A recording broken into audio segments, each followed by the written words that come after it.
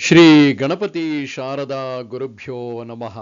ಶ್ರೋತೃಗಳಿಗೆ ಶಂಕರಾಚಾರ್ಯ ವಿರಚಿತ ಸೌಂದರ್ಯ ಲಹರಿಯಲ್ಲಿ ಮಾತೆಯ ಸಗುಣೋಪಾಸನೆಯ ಭಾಗವಾಗಿ ಕಿರೀಟ ವರ್ಣನೆ ಮಾಡಿರುವಂತಹ 42ನೆಯ ಶ್ಲೋಕಕ್ಕೆ ಸ್ವಾಗತ. ಬನ್ನಿ ಮೊದಲಿಗೆ ಶ್ಲೋಕವನ್ನು ಆಲಿಸೋಣ.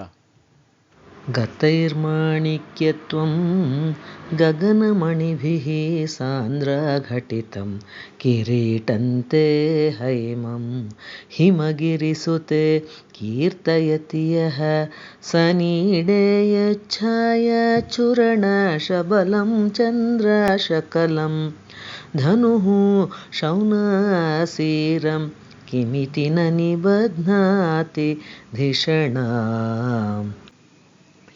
ಈ ಶ್ಲೋಕದ ಪದಚ್ಛೇದ ಹೀಗಿದೆ.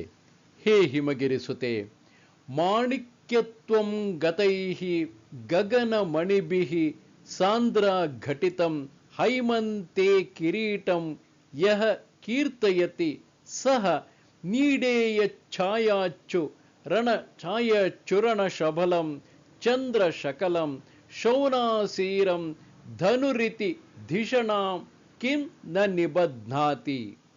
ಅಂದರೆ ಹೇ ಹಿಮಗಿರಿಸುತೆ, ಅಂದರೆ ಹೇ ಹಿಮವತ್ಪರ್ವತನ ಮಗಳೇ ಪಾರ್ವತಿ, ಹಿಮವತ್ಪರ್ವತನ ಪುತ್ರಿ.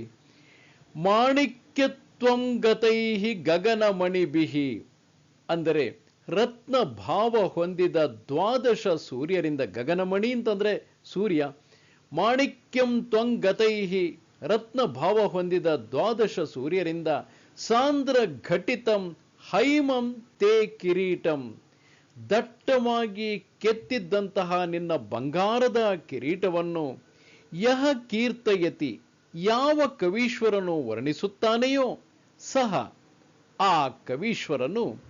ನೀಡೇಯ ಛಾಯಾ ಚೂರ್ಣ ಬಲಂ ಚಂದ್ರಶಕಲಂ, ನೀಡೇಯ ಛಾಯಾ ಚೂರ್ಣ ಶಬಲಂ ಚಂದ್ರಶಕಲಂ, ಅಂದರೆ ಆ ರತ್ನಭಾವ ಹೊಂದಿದ ಆ ಕಿರೀಟವನ್ನ ಕವೀಶ್ವರನಾದವನು ಹೇಗೆ ವರ್ಣಿಸ್ತಾನೆ ಅಂತಂದ್ರೆ, ರತ್ನ ಸಂಬಂಧವಾದ ಕಾಂತಿಗಳಿಂದ ವ್ಯಾಪಿಸಿದ್ದುದರಿಂದ ನಾನಾ ವರ್ಣವಾಗಿ ಇದ್ದಂತಹ ಚಂದ್ರಖಂಡವನ್ನು.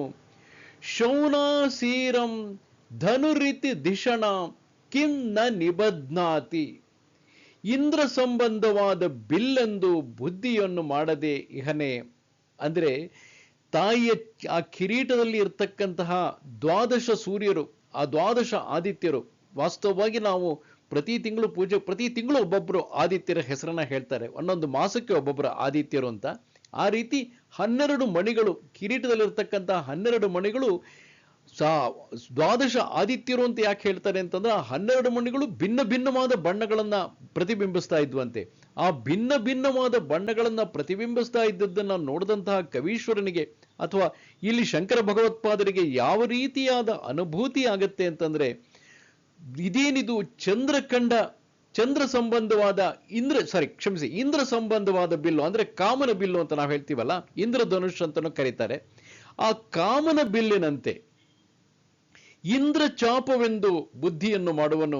ಸರ್ವೇಶ್ವರಿಯ ಕಿರೀಟದಲ್ಲಿ ಎದ್ದ ಚಂದ್ರಖಂಡವೇ ಇಂದ್ರ ಚಾಪವೆಂದುದರಿಂದ ಇದಕ್ಕೆ ಉತ್ಪ್ರೇಕ್ಷಾಲಂಕಾರ ಪ್ರಭಾವ.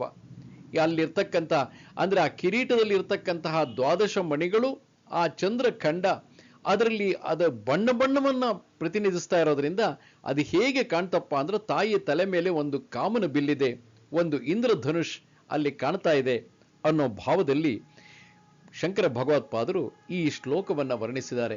ಆ ಮೂಲಕ ರತ್ನ ಭಾವ ಹೊಂದಿದ 12 ಸೂರ್ಯರಿಂದ ದಟ್ಟವಾಗಿ ಕೆತ್ತಿದ್ದಂತಹ ಬಂಗಾರದ ನಿನ್ನ ಕಿರೀಟವನ್ನು ಕವಿಗೆ ಹೇಗೆ ಕಾಣಿಸ್ತಾ ಇದೆಯಪ್ಪ ಅಂತಂದ್ರೆ, ರತ್ನ ಸಂಬಂಧವಾದ ಕಾಂತಿಗಳಿಂದ ವ್ಯಾಪಿಸಿದ್ದುದರಿಂದ ನಾನಾ ವರ್ಣವಾಗಿರ್ತಕ್ಕಂತಹ ಚಂದ್ರಖಂಡದಂತೆ. ಶೌನಾಸೀರಂ ಧನುರಿತಿ ಧಿಷಣಾಂ ಕಿಂ ನ ನಿಬಧ್ನಾತಿ, ಯಾವ ಕವಿಗೆ ತಾನೇ ಅದು ರತ್ನ ಕಿರೀಟ ಅಂತ ಕಾಣಿಸುತ್ತೆ. ಅದು ತಾಯಿಯ ತಲೆ ಮೇಲೆ ಮೂಡಿರ್ತಕ್ಕಂಥ, ಹಣೆ ಕಿರೀಟದಲ್ಲಿ ಮೂಡಿರ್ತಕ್ಕಂಥ ಒಂದು ಕಾಮನ ಬಿಲ್ಲಿನಂತೆ ಅದು ಕಾಣಿಸ್ತಾ ಇದೆ ಅಂತ. ಇನ್ನು ಸಾಧಕರ ವಿಷಯಕ್ಕೆ ಬಂದಾಗ, ಈ ಶ್ಲೋಕವನ್ನ ಸಾಧನೆ ಮಾಡಿದವರಿಗೆ ಮಹೋದರ ರೋಗ ನಿವೃತ್ತಿ ಆಗತ್ತೆ ಅಂತ ಹೇಳ್ತಾರೆ. ಇಲ್ಲಿ ಯಾವ ಕಾರಣದಿಂದ ಒಂದಕ್ಕೊಂದಕ್ಕೆ ಅಸೋಸಿಯೇಷನ್ ಅನ್ನೋದು ಸಾಧಕರು ಹೇಳಬೇಕು. ಬಹುಶಃ ತಾಯಿಯ ಸ್ಮರಣೆ ಮಾಡಿದರೆ, ಸಗುಣ ರೂಪ ಸ್ಮರಣೆಯ ಮೂಲ ಉದ್ದೇಶ ಇರೋದೇ ತಾಯಿಯ ಸಗುಣ ರೂಪ ಸ್ಮರಣೆ ನಾವು ಮಾಡೋದ್ರಿಂದ, ತಾಯಿಯನ್ನ ನಮ್ಮ ಮನಸ್ಸಿನಲ್ಲಿ ತಂದುಕೊಳ್ಳೋದ್ರಿಂದ ನಮಗೆ ಎಷ್ಟೋ ಸಮಸ್ಯೆಗಳು, ಭವರೋಗ ಅಂದರೆ ಸಾಂಸಾರಿಕ ಸಮಸ್ಯೆಗಳು ದೂರವಾಗುತ್ತೆ. ಇಲ್ಲಿ ಮಹೋದರ ರೋಗಕ್ಕೆ ಯಾಕೆ ಹೇಳಿರಬಹುದು ಅಂದರೆ, ನನ್ನ ಊಹೆ, ಸಾಮಾನ್ಯವಾಗಿ ನಮಗೆ ಈ ಉದರ ಸಂಬಂಧಿ ಕಾಯಿಲೆಗಳು ಏನೇನಿದೆ, ಯಾಕಂದ್ರೆ ಮಹೋದರ ಅಂತಂದ್ರೆ ಸಾಮಾನ್ಯ ಅತಿಯಾಗಿ ಹೊಟ್ಟೆ ಉಬ್ಬರಿಸ್ಕೊಳ್ತಕ್ಕಂಥ ಕಾಯಿಲೆ, ಹೊಟ್ಟೆ ಉಬ್ಬರಿಸ್ಕೊಂಡೇ ಇರುತ್ತೆ, ಯಾವಾಗ ಮಾಡಿದ್ರು ಅದು ಇಳಿಯೋದೇ ಇಲ್ಲ. ಅಂಥ ಕಾಯಿಲೆಗಳಿಗೆ, ಆ ಥರ ಮಹೋದರ ಕಾಯಿಲೆಗಳಿಗೆ, ಉದರ ಸಂಬಂಧಿಯಾದಂಥ ಬಹಳಷ್ಟು ಕಾಯಿಲೆಗಳಿಗೆ ಮಾನಸಿಕ ಸಮಸ್ಯೆಗಳ ಕಾರಣ. ಅಂದ್ರೆ ಇಲ್ಲೇನೋ ಅವರಿಗೆ ಬಹಳ ಘನವಾದ ಮಾನಸಿಕ ಸಮಸ್ಯೆ ಇದೆ ಅಂತಲ್ಲ, ಮನಸ್ಸಿಗೆ ಏನೋ ಒಂದು ನೆಮ್ಮದಿ ಇರಲ್ಲ, ಅವರಿಗೆ ಅಶಾಂತಿ ಇರುತ್ತೆ, ವೇದನೆ ಇರುತ್ತೆ. ಆ ಕಾರಣದಿಂದಾಗಿ ಅದು ನೇರವಾಗಿ ಹೊಟ್ಟೆ ಮೇಲೆ ಪರಿಣಾಮ ಬೀರುತ್ತೆ. ಅದರಿಂದಾಗಿ ಹೊಟ್ಟೆ ಉಬ್ಬರಿಸ್ಕೊಳ್ಳೋದು ಈ ಸಮಸ್ಯೆಗಳೆಲ್ಲ ಆಗುತ್ತೆ. ಈಗ ಮಾನಸಿಕ ಸಂಬಂಧಿ ಸಮಸ್ಯೆಯಿಂದ ಹೊರಗೆ ಬರೋದು ಹೇಗೆ? ತಾಯಿಯನ್ನ ಸ್ಮರಣೆ ಮಾಡಿಕೊಂಡ್ರೆ ಅದು ಎಂಥ ಅದ್ಭುತವಾದ ಸ್ಮರಣೆ, ಯಾವ ರೀತಿಯಾದ ಅದ್ಭುತವಾದ ಅನುಭೂತಿ ಇದೆ ಇಲ್ಲಿ ಅಂದರೆ, ಆ ತಾಯಿಯ ಕಿರೀಟವನ್ನು ನೋಡಿದಾಗ ಅದು ಚಿನ್ನದ ಕಿರೀಟ, ಅದರಲ್ಲಿ ಮಣಿಗಳನ್ನು ಜೋಡಿಸಿದ್ದಾರೆ ಅನ್ನೋ ಭೌತಿಕ ಕಲ್ಪನೆ ಬರೋದಿಲ್ಲ. ಆ ತಾಯಿಯ ಕಿರೀಟವನ್ನು ನೋಡಿದಾಗ ಕಾಮನ ಬಿಲ್ಲು, ಯಾವುದೇ ಮಕ್ಕಳಿಗಾಗ್ಲಿ ಸಾಮಾನ್ಯವಾಗಿ ಕಾಮನ ಬಿಲ್ಲು ನೋಡಿದಾಗ ಆನಂದ ಆಗುತ್ತೆ, ಖುಷಿ ಆಗುತ್ತೆ. ಹಾಗೆ ಆಕೆ ಕಿರೀಟನ ನೋಡಿದ್ರೆ ಕಾಮನ ಬಿಲ್ಲು ನೋಡ್ತಾ ಇದ್ದೀನಿ ಅನ್ನೋ ಒಂದು ಭಾವ, ಅದ್ಭುತವಾದ ಭಾವ, ಮನಸ್ಸಿಗೆ ಅಷ್ಟರ ಮಟ್ಟಿಗೆ ನೆಮ್ಮದಿ, ಸಂತೋಷ. ಮನಸ್ಸಿಗೆ ನೆಮ್ಮದಿ, ಸಂತೋಷ ಕೊಟ್ರೆ ಮಹೋದರವೇನು, ಆ ಥರ ಉದರ ಸಂಬಂಧಿ ಬೇರೆ ಕಾಯಿಲೆಗಳು ವಾಸಿಯಾಗೋ ಸಾಧ್ಯತೆ ಇರುತ್ತೆ.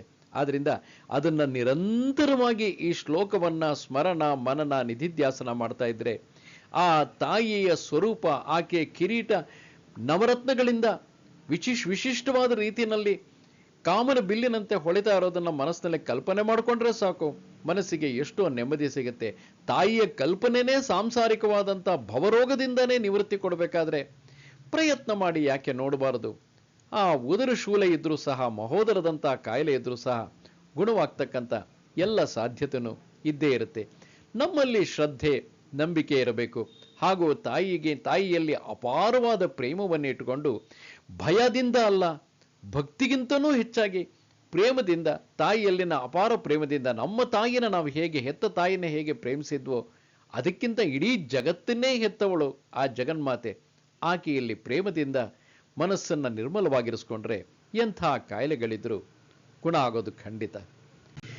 ನಮಸ್ತೆ ಶಾರದೆ ದೇವಿ ಕಾಶ್ಮೀರ ಪುರವಾಸಿನಿ, ತ್ವಾಮಹಂ ಪ್ರಾರ್ಥಯೇ ನಿತ್ಯಂ ವಿದ್ಯಾದಾನಂಚ ದೇಹಿಮೆ. ನಮಸ್ಕಾರ.